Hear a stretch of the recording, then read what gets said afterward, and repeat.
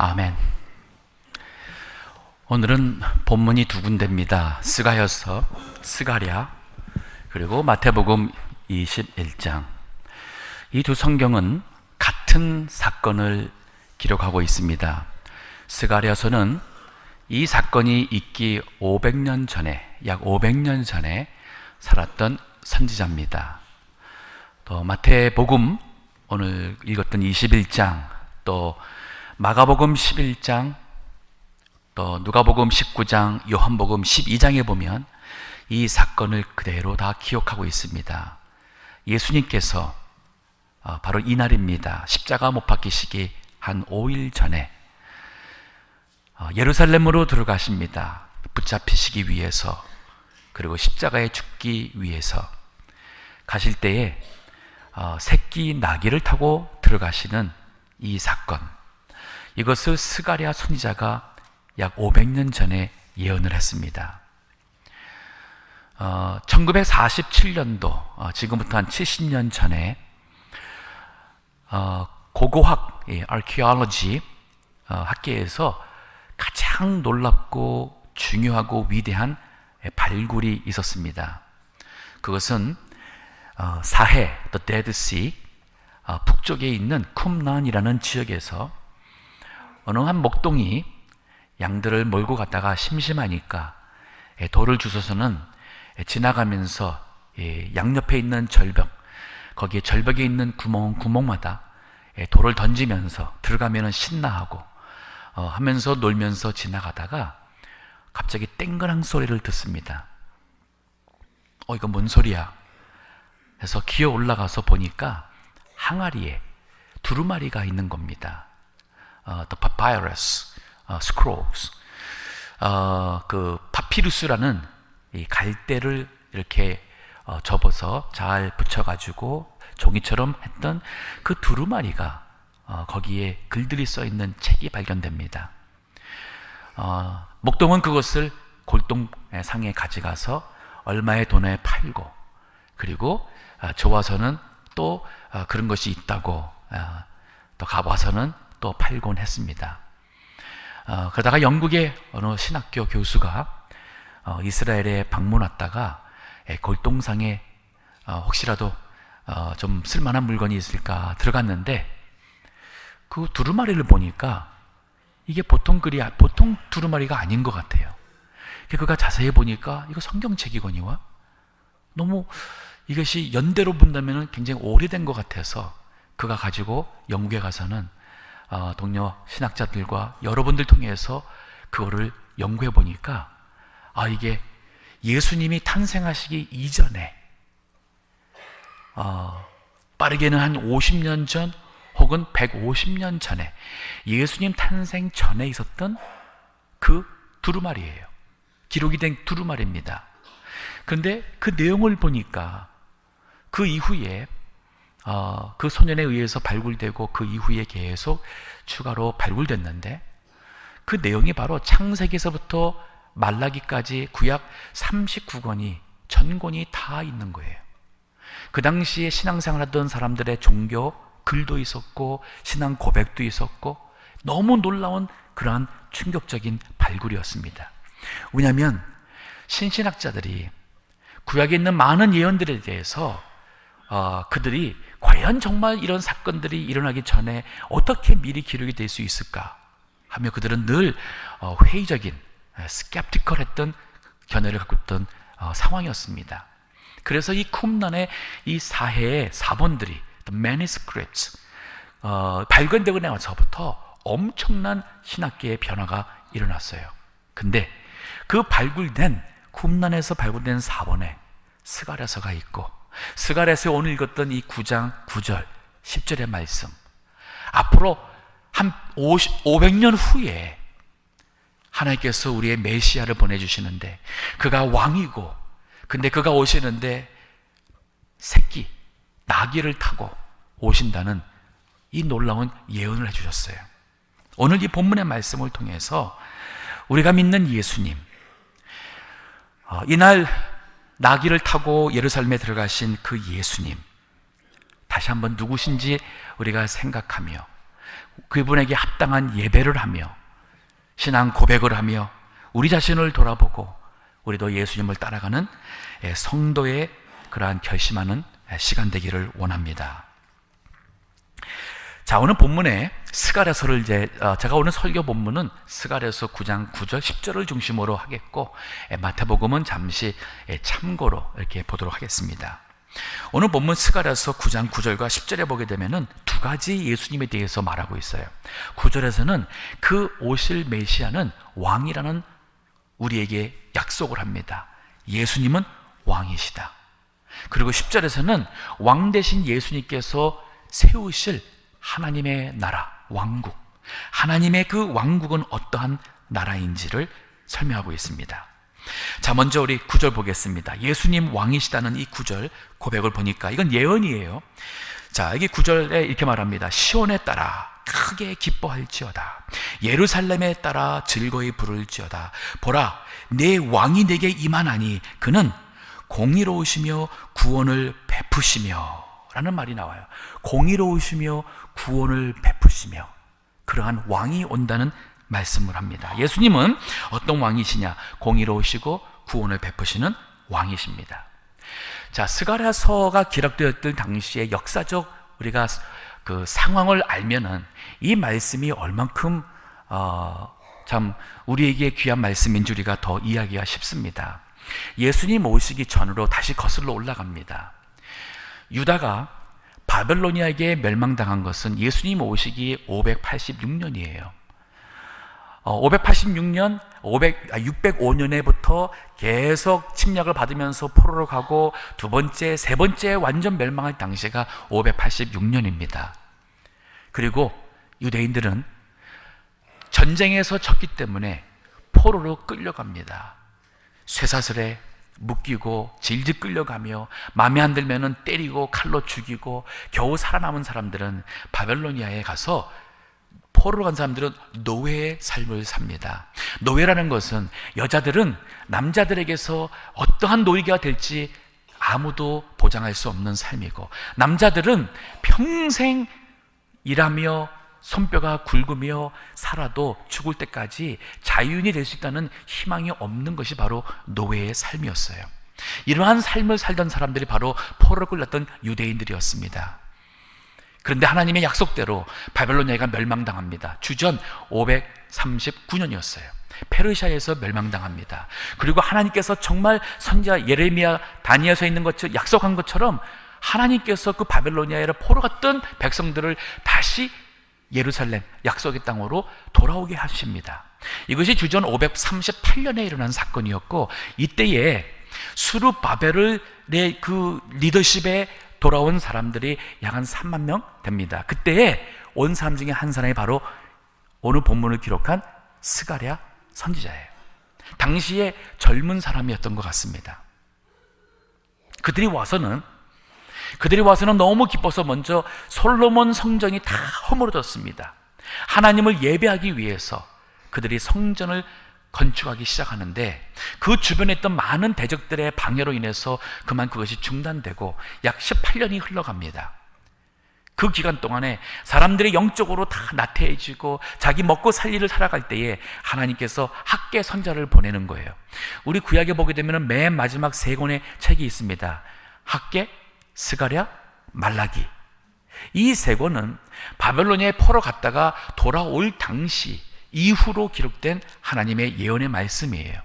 그 학개 선지자가 주님 오시기 기원전 520년에 하나님의 말씀을 받고 백성들을 책망하는 거예요. 그리고 권면하는 거예요. 예루살렘 성전을 다시 건축하도록. 그래서 학개 선지자를 통해서 예루살렘 성전이 2년 후에 건축이 되는데 그 당시에 스가랴 선지자도 하나님의 계시의 말씀 받고 그리고 말씀을 기록한 것이 스가랴 1장서부터 8장 내용이에요. 그리고 이제 9장에 와서는 하나님께서 후에 약 성전이 건축이 된 것이 한 3, 40년 지난 후에 스가랴에게 말씀을 주면서 앞으로 메시아가 올 것에 대한 약속을 합니다. 이게 바로 9장의 내용이었고 이것이 14장까지 앞으로 메시아가 올서 하실 일에 대한 말씀이 있는데 그것은 초림과 다시 재림할 앞으로의 미래까지 스가랴서에서 예언하고 있어요. 제가 이 얘기를 왜 하냐면 당시 유대인들은 나라가 없어요. 약속의 땅에 돌아왔지만 페르시아 왕이 돌아가도록 허락했기 때문에 겨우 노예 생활에서 벗어나가지고 겨우 그들이 이제 예루살렘까지 왔지만은 거기에는 아랍 사람들이 있었고 그들에게 시달렸던 그들은 나라도 없고 정부도 없고 군사도 없고 왕도 없는 그런 상황이었습니다. 근데 하나님께서 그러한 사람들에게 장차 시온에 따라 크게 기뻐할지어다, 예루살렘에 따라 즐거이 부를지어다, 그들이 소망하고 있는 그 꿈이 이루어진다는 얘기예요. 그 꿈이 뭐냐면은 왕이 온대요. 왕. 마치 지금 미국에 우리 그 아메리칸 인디안들이 있습니다. 그들은 이 땅에서 과거에 이렇게 참 땅 주인처럼 살았지만은 지금은 그들이 거주할 수 있는 레저베이션에 거기에서 살면서 있어요. 그들은 자신들의 군사 없습니다. 나름대로 자치하지만은 미국의 법과 그 다음에 통치를 아래에 있어요.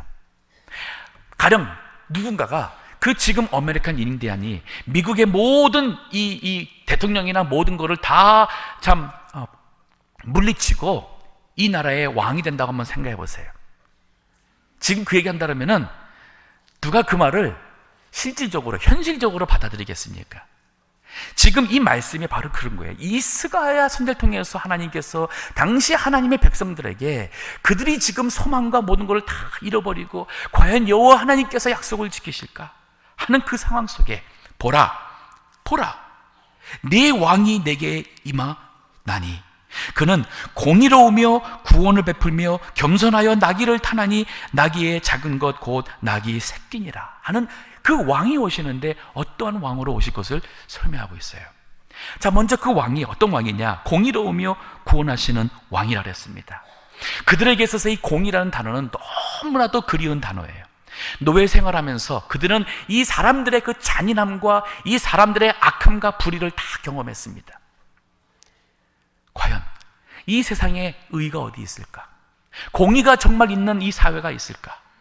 그들이 하나님께서 그들을 언제 구원해 주실지를 소망하고 있던 그 백성들에게 하나님께서 약속하신 것이 왕이 너에게 임하나니 그는 공의로우시며 그는 구원을 베푸실 것이라고 약속을 했어요. 근데 이분이 바로 예수 그리스도. 예수님께서 약 500년 후가 시간이 흘렀습니다. 그리고 하나님께서 보내신 그 하나님의 아들이 3년 반 동안 자신을 드러내시고 이제 때가 되어서 십자가에 못 박혀 죽이시기 위해서 예루살렘으로 오십니다. 오실 때는 예루살렘이 바로 왕이 있잖아요. 올 때에 왕으로 오시는 거예요. 실제 예수님은 왕이세요. 모든 왕 권세자의 왕이십니다. 하지만 왕으로서 자기 어떤 왕의 권세를 베풀려고 온 게 아니라 왕이지만 예수님은 우리 인류의 죄를 위하여서 십자가에 죽으시려고 오셨어요. 그 예수님이 우리 마태복음 21장에 오늘 읽은 말씀에 보니까 마가복음, 누가복음, 요한복음도 기록하고 있는데 이 마태복음 아까 읽었던 21장 5절의 말씀 보니 이렇게 4절에 보니 이렇게 말해요. 이는 선자로 하신 말씀을 이루려 하심이라. 이 선자가 바로 스가랴예요. 9장 9절에 일렀을 때 시온 딸에게 이르기를 네 왕이 내게 임하나니 그는 겸손하여 나귀 곧 멍에 매는 짐승의 새끼를 탔도다 하라 하였느니라. 바로 예수님께서 예루살렘을 들어가시는데 새끼 나귀를 탔어요. 자, 이것이 왜 의미가 있냐면은 당시에는 나귀는, 아니 지금도 그렇습니다. 나귀는 아이들이 탑니다. 여자들이 타요. 남자 왕은 타지 않습니다. 나귀를 타면은 촌스럽고 초라해 보입니다. 발이 땅에 닿을 만큼 나귀는 조그매요. 그렇기 때문에 남자나 왕은 나귀 타지 않습니다. 말을 탑니다.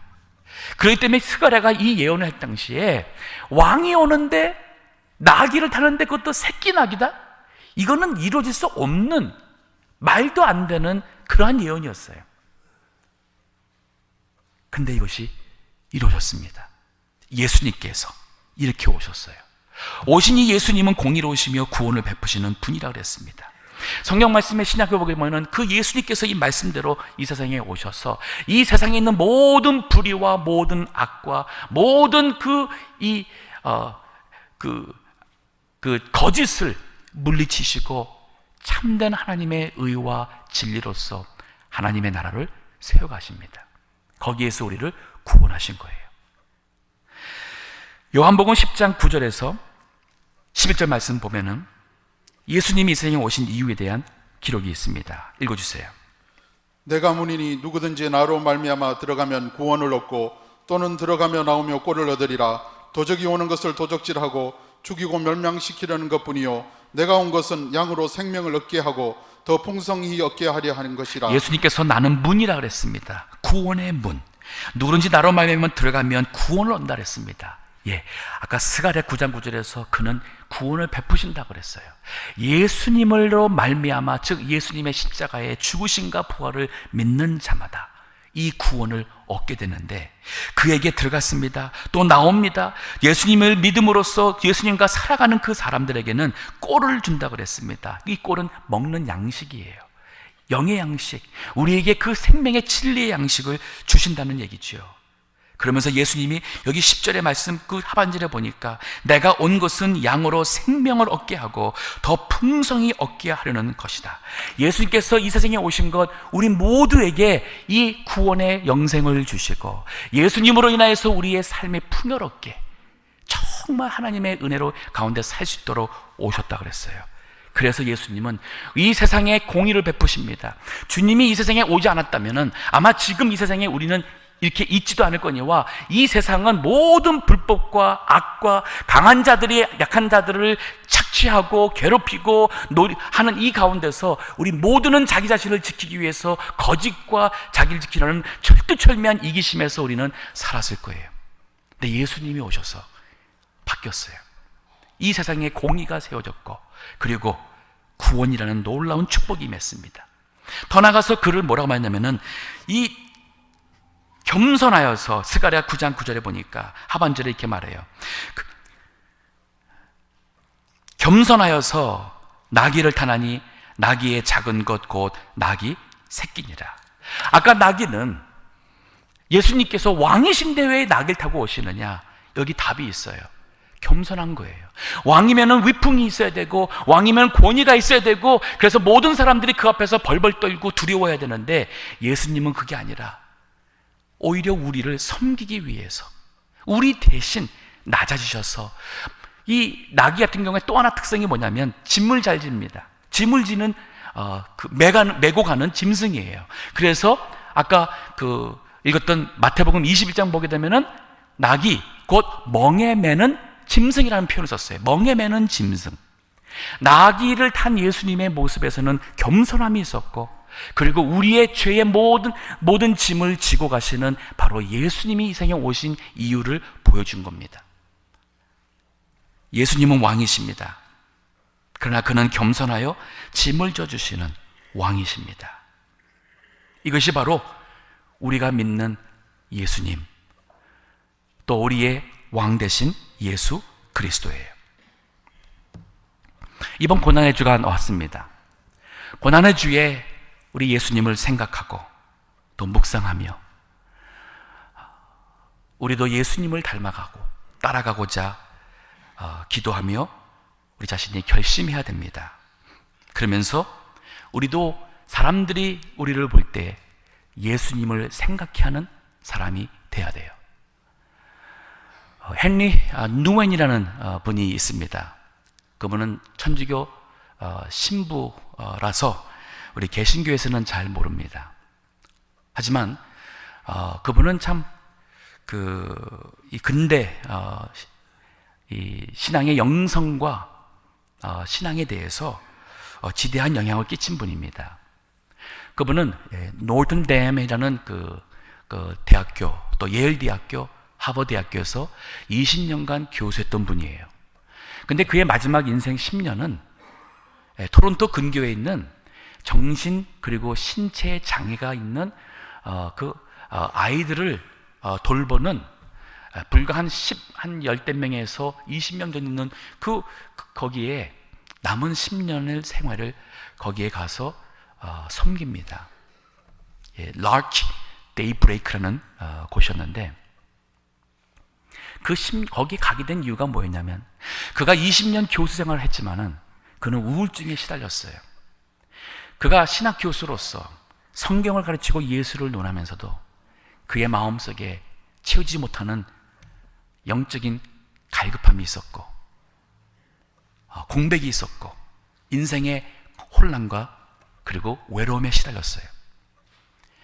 그가 마지막 10년 정신, 신체 장애가 있는 그 사람들과 같이 어울리며 닦아주며 그들을 가르치면 하버드 교수 한 사람이 가르친다면 상상을 해보세요. 이것은 섬기지 않으면 있을 수 없는 일이었습니다. 그러나 그 10년 동안 그는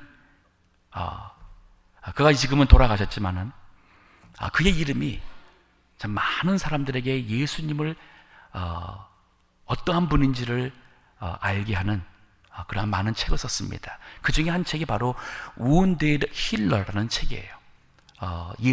우리 한국말로는 예수를 생각나게 하는 사람이라는 책을 썼어요. 거기 보게 되면은 그가 하는 말씀이 뭐냐면 그리스도인이라는 것은 세상 사람들이 볼 때에 예수님을 생각해 하는 사람이 되어야 한다는 겁니다. 예수님께서 우리를 치유하신 것을, 예수님은 우리를 죄에서 고치시고 우리를 그 마음의 병에서 고치시고 우울함과 두려움과 미움과 상처, 그 모든 이 상처받는 우리를 예수님은 십자가에서 우리의 모든 것을 치유하시기 위하여 죽으셨어요. 이것이 바로 예수님을 생각해 하는 사람이라는 거지요. 또 예수님께서 우리를 붙잡아 주심을 생각해 하며 예수님의 인도하심을 생각해 하는 그러한 사람, 이들이 바로 진정한 예수님의 제자라는 말씀을 합니다. 이 시대는 예수님에 대해서 많은 오해가 있습니다. 이 시대는 교회에 대해서 많은 오해가 있고 그리스도에 대해서 더더욱 많은 오해가 있습니다. 그 이유는 우리가 원래 하나님이 의도하셨던 예수님의 모습을 우리 교회가, 성도가 드러내지 못했기 때문에 이렇게 되었습니다. 고난의 죽을 맞이했는데 과연 내가 어떻게 이 한 주를 보내는 것이 바람직할까?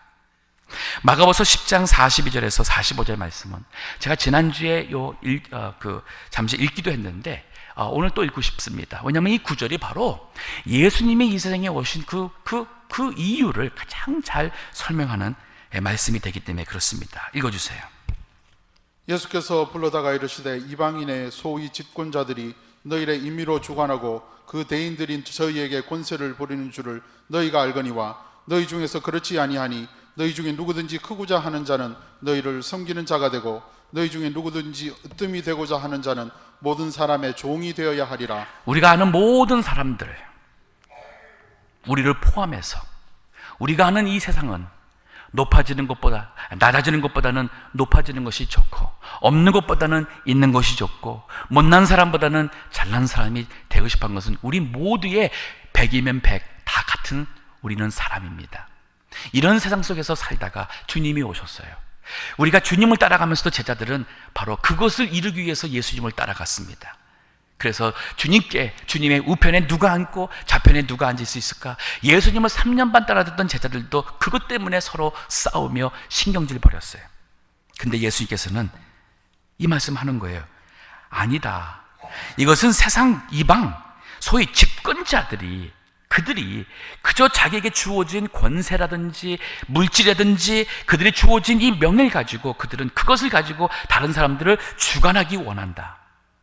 그 권세를 가지고 부리며 없는 사람들을 억압하기를 원한다. 하지만 너희 중에는 그렇지 않다.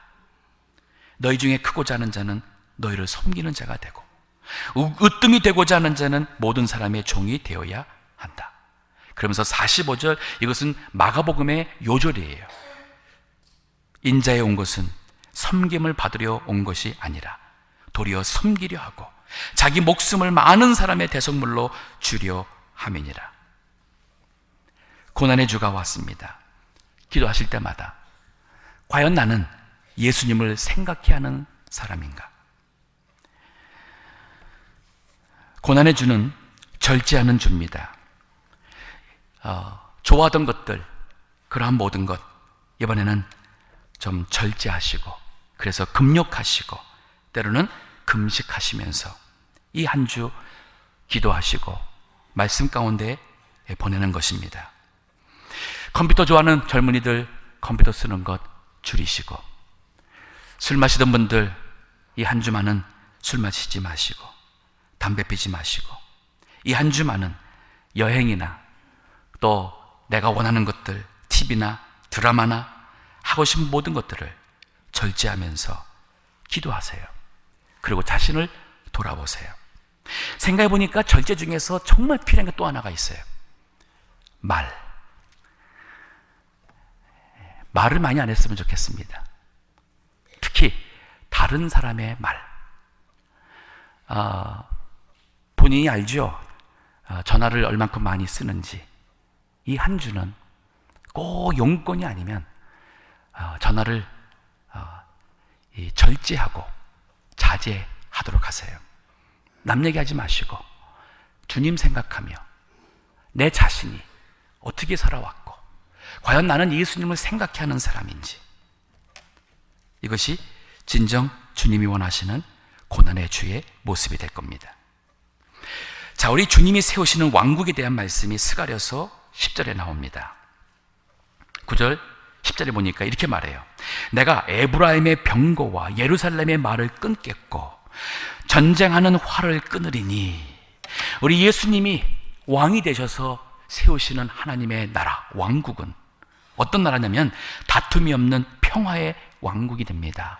그래서 에브라임의 병거 필요가 없어요.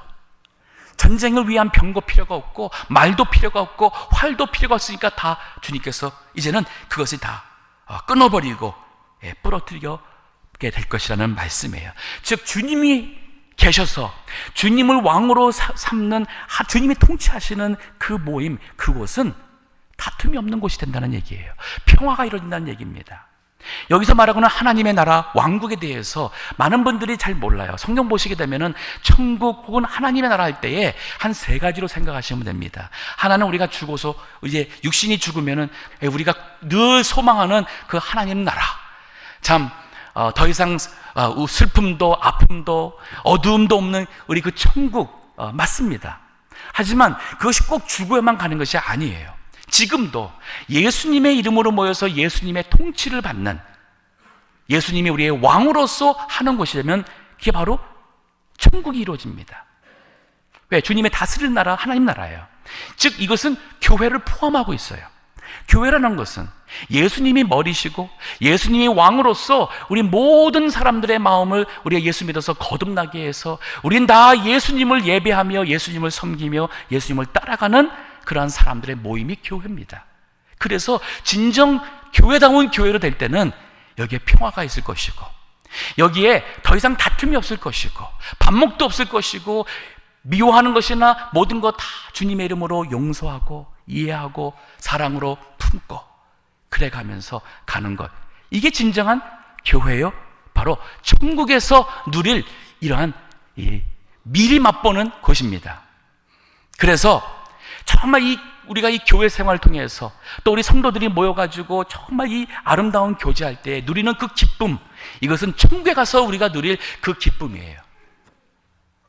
여기서 우리가 마음에 용서하고 또 우리가 정말 먼저 사과하면서 마음에 이루어지는 그 평화, 이것은 천국에 가서 하나님 앞에 설 때에 이루어질 그 완전한 평화에 대한 맛보기입니다.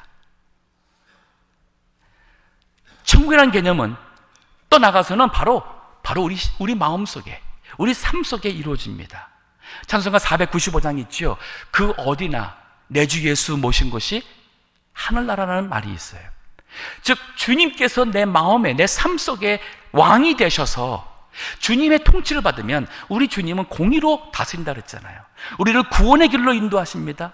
우리 주님은 더 이상 우리가 뭐 무기를 가지고 싸워서 이겨야 되고 그래서 뺏어야 되고 높아져야 되고 하는 이렇게 안 한단 말이에요. 주님은 거꾸로 어린 새끼양을 타고 우리의 죄를 위하여 죽으시는 겸손하신 낮아지시고 다른 사람의 허물과 죄를 대신 져주시는 예수님으로 오신 예수님, 그 통치를 받는 우리 성도는 저희도 주님을 닮아가며 주님을 생각해 하는 사람이 되는 것입니다. 그래서 에베소서 2장 12절서부터 18절 말씀, 시간이 없어서 제가 읽진 않겠는데 그 한번 집에 가서 보시게 되면요, 거기서 말한 게 바로 뭐냐면, 이전에는 우리 이방인들 다 우리는 바깥에 있는 사람들이었다 그랬어요. 이스라엘 백성들은, 유대인들은 이방인들을 개취급했습니다. 물과 기름처럼 섞이지 못할 것으로 생각했어요. 근데 그리스도로 인해서 이방인과 유대인 사이에 있는 그 벽이 무너졌습니다. 그 담이 무너졌어요. 이제는 그리스도 안에서 한 사람 한 믿음으로 하나가 되어서 이 화목케 하는 복음을 전하겠다는 것이 바로 요 에베소서 2장 12절부터 18절까지의 내용입니다. 이게 교회예요. 이것이 천국입니다.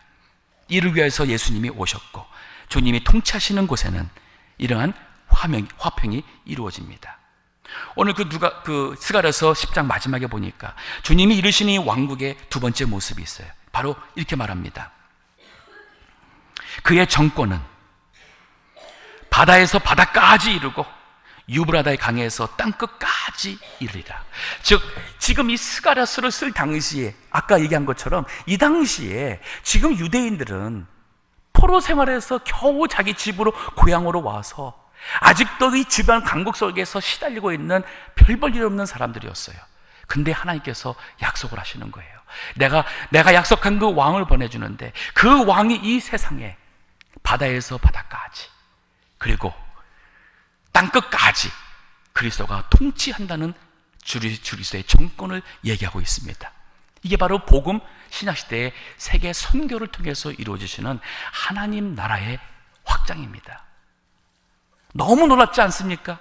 어떻게 예수님이 오시기 500년 전에 이 놀라운 예언을 하셨고, 예수님은 이 예언대로 오셔서 왕으로 오신 분께서 짐이나 지는 새끼 나귀를 타고 예루살렘에 입성할 때에 사람들은 그 예수님을 환호하는데 길가에 있었던 종려나무를 잎사귀를 꺾어서 바닥에 깔고 자기 옷을 벗어서 바닥에 깔며 왕으로 오신 분을 영접했어요. 근데 그들이 이 예수님이 십자가에 죽으신 것은 몰랐죠. 우리 예수님, 그 예수님으로 인해서 오늘날까지 이 복음이, 하나님의 통치가 왔습니다. 예수님 당시에는 로마 시대에 로마 그 황자랑 로마 그 권세가 교회를 핍박했습니다. 교회를 없애려고 했습니다. 하지만 로마는 없어졌고 교회는 오히려 로마 모든 지역에 다 퍼졌으며 로마를 넘어서 세계 곳곳에 땅끝까지 이 복음이 퍼져 하나님의 나라는 오늘날까지 견고하게 세워져 왔어요. 우리가 잘 아는 구절이 있죠. 사도행전 1장 8절입니다. 오직 성령이 너에게 임하시면 너희가 권능을 받고 예루살렘에서부터 온 유대로 사마리아로 땅끝까지 이르러 내 증인이 되리라. 예수님이 마지막 승천하시며 주셨던 지상의 대사명, 이 선교의 사명이었습니다. 마태복음 28장 19절 20절에도 마찬가지예요. 너희는 가서 모든 족속으로 제자를 삼아 아버지와 아들과 성령의 이름으로 세례를 주고 내가 너에게 분부한 모든 것을 가르쳐 지키게 하라. 보라, 내가 세상 끝날까지 너희와 항상 함께 있으리라. 진정 이 고난의 주와 부활주를 주님이 기뻐하시는 의미 있게 보내는 것은 바로 이 사명을 감당하는 거예요. 다음 부활절입니다. 우리 주변에 아직 예수님 모르는 사람, 그분들 예수 믿고 구원받아야 돼요. 신앙생활하다가 실망해서 교회 나가는 거 중단한 사람들, 와보라. 예수님은 과연 우리를 구원하시는 공의로우신 왕이시다. 예수님이 이 다스리신 세우시는 이 하나님의 왕국은 참으로 우리의 더 이상 이 세상에 반목이나 싸움이 없는 진정한 평화가 있는 나라요. 이 나라는 영원에서 영원까지, 바다에서 바다까지 하나님의 통치하시는 그 나라가 될 것이다. 우리 이 예수님을 믿고 구원받아 하나님의 백성으로 살아가십시다. 우리가 이 말씀 선포하시고, 그래서 다음 주일 정말 하나님 앞에 합당하고 부활하신 예수님께 합당한 그러한 예배 드릴 수 있는 우리 모든 믿음의 권속들 되시기를 주의 이름으로 축복합니다. 기도하겠습니다.